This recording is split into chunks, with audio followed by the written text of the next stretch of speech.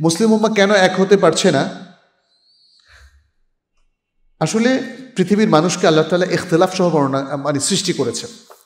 এখন এই ইখতিলাফ একদিনে সব চলে যাবে এটা আশা করা যাবে না।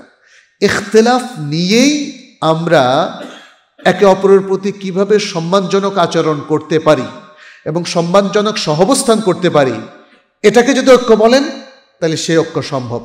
আর যদি বলেন কোনো ইখতিলাফ থাকবে না, কোনো ঘৃণা বিদ্বেষ থাকবে না, কিচ্ছু থাকবে না, সব এক হয়ে যাবে, তাহলে এটা তো জান্নাত ছাড়া সম্ভব না। বুঝতে পেরেছেন? এটা পৃথিবীতে হবে না। আপনার পরিবারেই তো ইখতিলাফ, এবার ছুটি কোথায় কাটাবেন দেখেন এটা নিয়ে। ছেলে একটা বলছে, মা একটা বলছে, স্বামী আর একটা বলতেছে। স্ত্রী অভিমানে কয় না, আমি যেখানে বলছি ওখানে যাইতে হবে, নইলে আমি খাবো না, তাই না? এই যে ইখতিলাফ, এটা কি বন্ধ করতে পারতেছেন?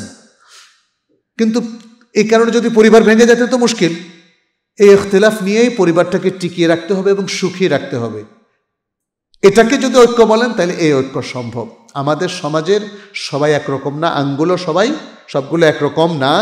অতএব এই ইখতিলাফটাকে রেখে যদি মূলনীতির উপর আমরা একমত হতে পারি, মূলনীতিটা কি? কোরআন সুন্নাহ ফলো করা। মূলনীতিটা কি?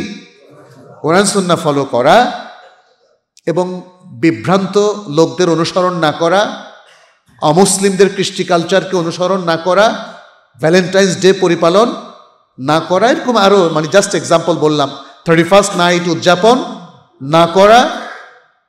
এই জিনিসগুলোর উপর যদি আমাদের মুসলিম সমাজ একমত হতে পারে তাহলে এটাই এক ধরনের ঐক্য। তবে এর জন্য আপনার জ্ঞানের চর্চা লাগবে আর জ্ঞান ছড়িয়ে দিতে হবে। মসজিদগুলোতেও জ্ঞানের চর্চা বাড়াতে হবে, মাদ্রাসাগুলোকে আরও সমৃদ্ধ করতে হবে। আর আমরা যারা মুসলিম আছি আমাদের জ্ঞানের মাত্রাটা একটু বাড়াতে হবে।